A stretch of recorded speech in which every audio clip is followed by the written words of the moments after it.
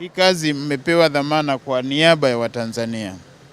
Kamati ya Bunge imefurahishwa sana kwa kitendo cha mamlaka ya shirika la reli kuanza kufanya ukarabati na kuasembo vichwa vya treni hapa nchini. Zipo faida kubwa ambazo zinatokea kwenye maeneo haya. Moja ni kupunguza gharama zile ambazo serikali ingezitumia kubwa kwa kichwa ambacho kimekuja moja kwa moja. Lakini pili, mnatoa ajira kwa vijana. Vijana wetu ambao wapo hapa asilimia kubwa ndio wanaofanya kazi kubwa, tofauti na wale wataalamu ambao wametoka nje ya nchi. Kwa kweli tumefarijika kuwaona vijana wakishiriki bega kwa bega kutengeneza uchumi wa nchi yetu kupitia shirika la reli. Hapa kwenye eneo letu la Pugu moja, shughuli ambazo zinafanyika hapa ni kuunganisha hizi injini zetu vichwa vya treni, ambapo kamati imeshangazwa, imefurahishwa na imepongeza sana jitihada za Dr. Samia Suluhu Hassan katika kuendelea kugusa sekta ya uchukuzi. Mara baada ya kuwa tunajenga kilomita zaidi ya 2290, sasa amehamia kwenye vitendea kazi.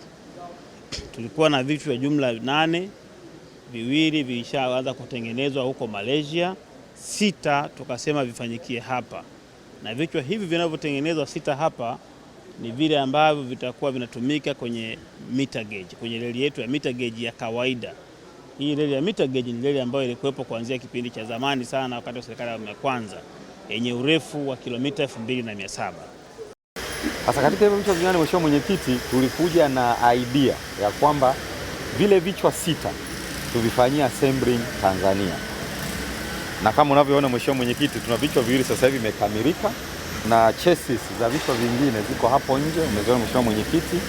Kwa nini tuliamua kufanya hayo? La kwanza tuone uwezekano wa sisi wenyewe kuanza kuassemble vichwa Tanzania. Hilo lilikuwa jambo la kwanza, kwamba tunaamini kwamba tukijenga uwezo wa ndani ya shirika kwa kushirikiana na wenzetu wenye teknolojia inaweza ikaturahisishia kuvipata vichwa kwa wakati. Hilo la kwanza.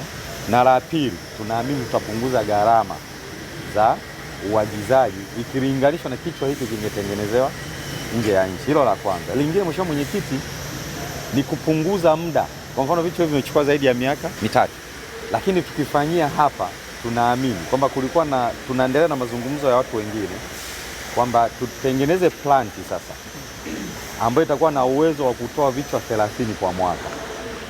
Haya Mheshimiwa Mwenyekiti, tukiyafanya yatatuwezesha sisi kuongeza ufanisi na kupata vitendea kazi kwa wakati.